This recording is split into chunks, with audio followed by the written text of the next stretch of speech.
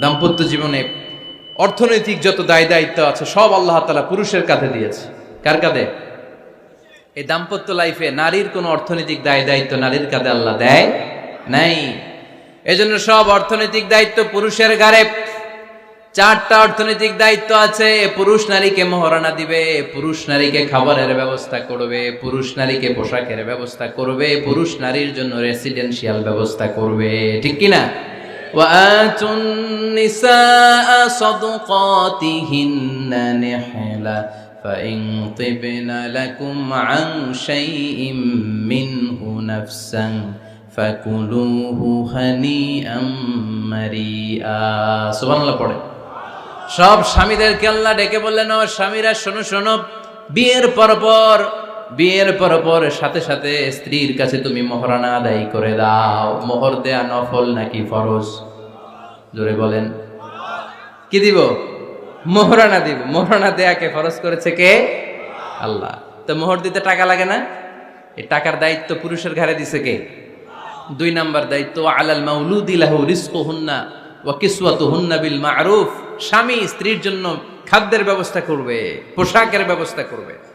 3 number, ওয়াসকিনুহুন্না মিন হাইসু সাকানতুম মিন ওয়াজদিকুম। নিজের সামর্থ্যের মধ্যে থেকে স্ত্রীর জন্য রেসিডেন্সিয়াল একটা এরিয়ার ব্যবস্থা করে দিবে।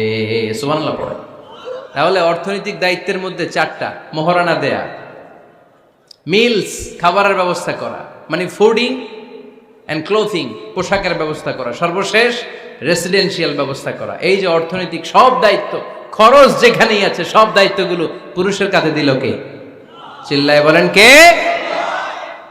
আল্লাহর জান্নাত পাওয়ার ক্ষেত্রে একে অপরের সহযোগী। আপনি একা জান্নাতে যাবেন, ভাবি জাহান্নামে, এটা আপনি চান? ভাবি একা জান্নাতে যাবে, আপনি যাবেন না, এটা ভাবি চায়? চায় না। তাহলে গেলে একসাথেই যান না, একসাথেই যান, একসাথেই যাবেন, আলাদা না। এজন্য আল্লাহর আনুগত্যে, আল্লাহর ইবাদতে, দাম্পত্য জীবনে একে অপরের সহযোগী হতে হবে। আবার ভাইরা ভাবিদেরকে অহেতুক সন্দেহ করবে না। এই ওদিকে গেলা কেন, ওদিকে তাকাইলা কেন, এটা করলা কেন, ওইটা করলা কেন, দেখি তোমার মোবাইল, তোমার মোবাইলের গ্যালারি দেখি, লক করে রাখছো কেন, লক খোলো। আছে না নাই? অহেতুক সন্দেহ ফ্যামিলিটারে জাহান্নামের টুকরা বানিয়ে দেয়। হ্যাঁ, ভ্যালিড কোনো অপরাধ যদি স্বামী করে ফেলে, ভ্যালিড কোনো অপরাধ যদি স্ত্রী করে ফেলে, পরকীয়ার কোনো বিষয় যদি প্রমাণিত হয়, বসেন, কনসাল্ট করেন, একে অপরের সাথে কথা বলেন, জিজ্ঞেস করেন। কিন্তু অহেতুক, আমি অনেক ফ্যামিলি এরকম দেখেছি, আমার কিছু বন্ধুকেও আমি দেখেছি যে এদের অবস্থা খুব খারাপ, খালি সন্দেহ করে। আছে না নাই? এই সন্দেহের রোগটা বড় রোগ, এই রোগ থেকে বেরিয়ে আসতে হবে। স্বামী ভুল করলে স্ত্রী সুন্দর করে শুধরে দিবে, স্ত্রী ভুল করলে স্বামী শুধরে দিবে। ফজরের সময় স্ত্রী হাজব্যান্ডকে ডেকে দিবে, উঠতে না চাইলে ঠান্ডা পানির ছিটা দিবে। কারণ জান্নাতে একা যাওয়া যাবে না, গেলে 2জনই যাব।